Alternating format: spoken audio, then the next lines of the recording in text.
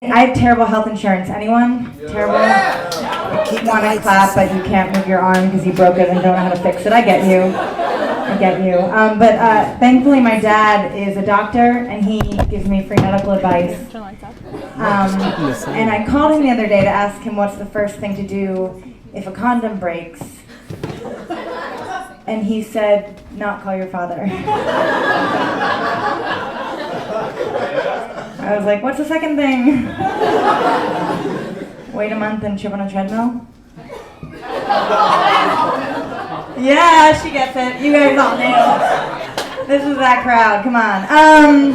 My mom, let's talk about my mom. My sister just got married, and ever since that happened, my mom's been like trying to get me to date more. And she's like, you should go on J-Date. She's like, what do you have to lose?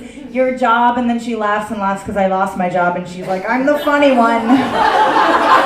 And she shimmies inappropriately.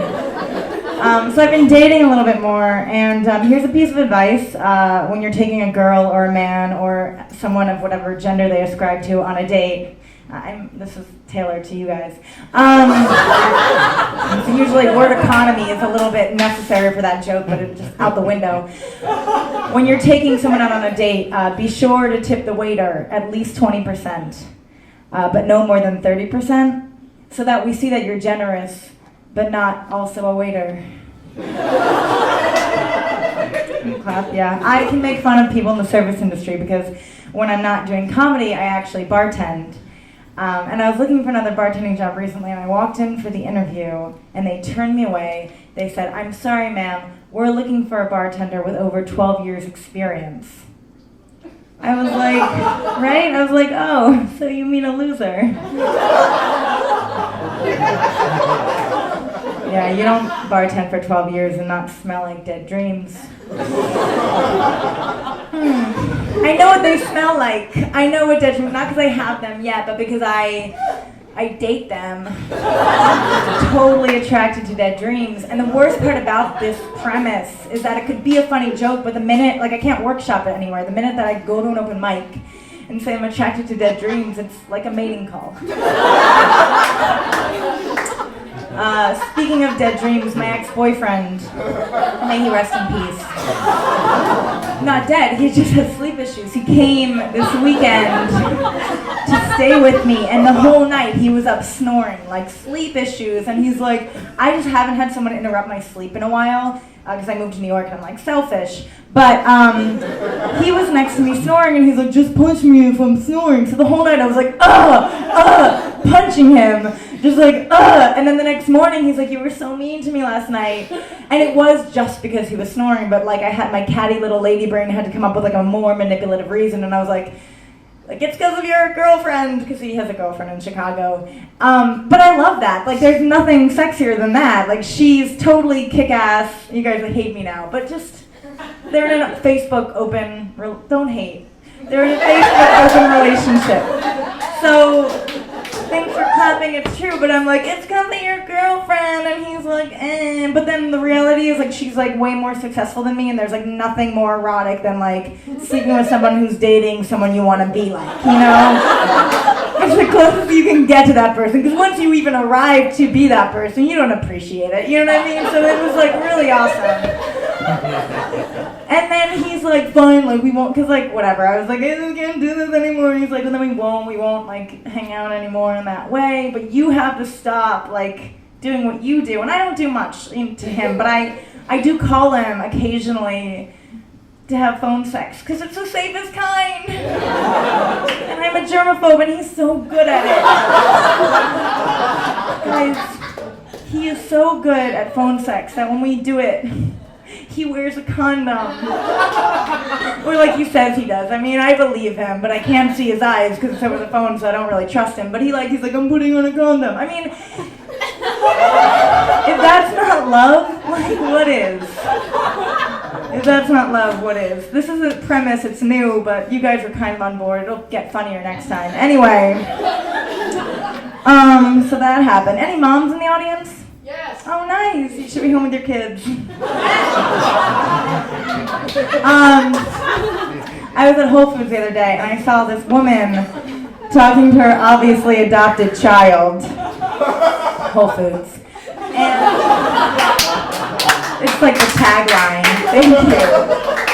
And I thought, note to self, when I adopt, it's like, don't give your obviously adopted child an even more ethnically inappropriate name. You know, he's already going to be the only Cambodian in the Montessori school with a cleft palate. Why are you calling him Mordecai? It's not right. Thanks. This is weird. I went out the other night with my friend and her gynecologist. The gyno's like this party-hard, successful gyno, and we all got very drunk. And then my friend and I decided to be responsible, and we took a cab home, but the gyno actually drove our car home. And the next day, my friend acted like it wasn't a big deal. She's like, Trisha's a really great gyno. You should totally go see her if you ever need anything. And I was like, really, a gynecologist who drives drunk? How could I ever trust someone who makes such poor life decisions? Help me get rid of mine. That was the first abortion joke that I ever wrote. As a female comic, it's kind of a rite of passage, you know? Thanks, word, thanks. From a spoken word artist, she's like, word. Here's another. I went to the dentist to check for cavities, and the technician puts this big lead vest on me, and right before she takes the x-ray, she says, I just want to make sure you're not pregnant. And I'm like, oh, even if I were. It's like all the more reason to get in a bobo, you know? It's like 2 heads are better than 1, but not here. What else? This is weird that this happened. It is so wrong. I'll do a couple more of those, and then I'll end on something likable. So I did tell you guys that I'm a germaphobe. I had a blood test. I got a blood test the other day, because, like, what else am I going to do on a Tuesday? I don't have a job. True story, and I was kind of squeamish. So I wasn't looking, but I heard the nurse gasp, and I looked up, and some of my blood actually got on her. It, like, Jackson Pollocked her face. And I felt so bad about it. I was like, I'm so sorry, but she was cool with it. Like, it happens all the time. She was like, honey, don't worry about it. So I said, I guess I won't. Now that we're both invested in the results. It's nice to have that support. I'll leave you guys on this. Such a coincidence that this happened. I had a job interview recently with a guy who dated a friend of mine, date raped a friend of mine in college. I know, it's like, what are the odds? 1 in 6, but it was a very awkward job interview. I thought I nailed it because I have the charisma of a serial killer, but I never heard from him. So I waited the 2 weeks and then I gave him a call and I was like, hey, did I get the job? And he said no. So the next day I showed up, 8 a.m. sharp, ready to go, and he's like, what are you doing here? So I was like, I'm sorry. I thought no meant yes. Thank you guys, I'm Jena Friedman.